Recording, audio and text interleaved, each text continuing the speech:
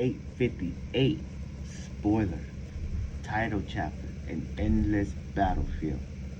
Title page.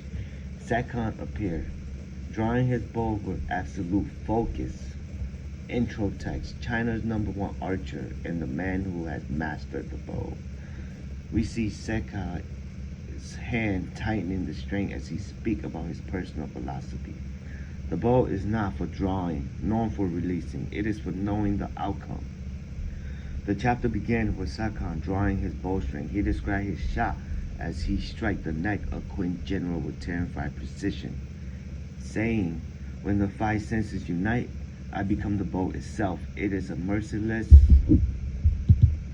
one-sided massacre." He asserts, "I do not lose the arrow. I lose the result from which no one can escape." We see a horrifying scene of soldiers falling by the dozen, as if harvested by a rapid invisible chain. Watching the influx of enemy, Sekon says, "The enemy pours in once again. No matter how many kills, no matter what, they reappear. There is no end. There is no end here, not anywhere." He continued his internal monologue, saying, "Therefore, I will lose my bow towards anywhere, for my bow lost its target long ago." Here he recalls a man from the past who sought the absolute path and fell. Translator note: I expect he referred to Hoken, one of the three great heaven of Zhao.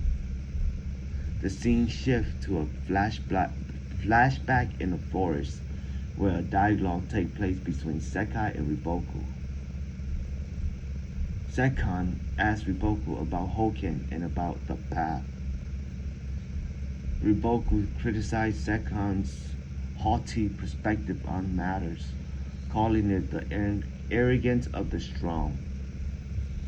Those who possess power yet do nothing, that is arrogance. The path definitely exists, but it cannot be seen from a high vantage point like your position as an archer. Rather, it is seen from within, where people live and struggle. Riboku steers Sekon towards a new target.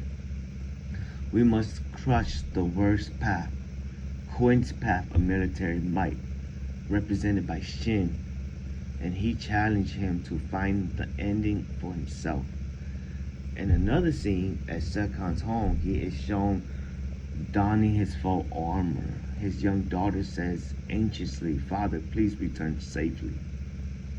He answers her with confidence, yet his expression bears the weight of the mission, recalling Riboku's words that he must be a guide to the path. He set off for battle, screaming internally, "I have finally arrived." The scene shifts to the battlefield. Sekon spots his target and soldier shouts, "It's Shin of Qin, the man who has killed so many of our generals." Sekon addresses Riboku in his mind as he readies his killing bow, as he readies his killing arrows. "If there truly is an end as you claim, then show it to me, Riboku." In the scene, we see a massive army, the Haishin unit, and then we see Sekon looking down at them from a high hill. Sekon says, "Here, the battlefield of the Haishin unit, Rishin." Sekon speaks to himself, saying, "I was not waiting for someone to guide me. Returning to the battlefield or not returning, neither was a specific desire of mine.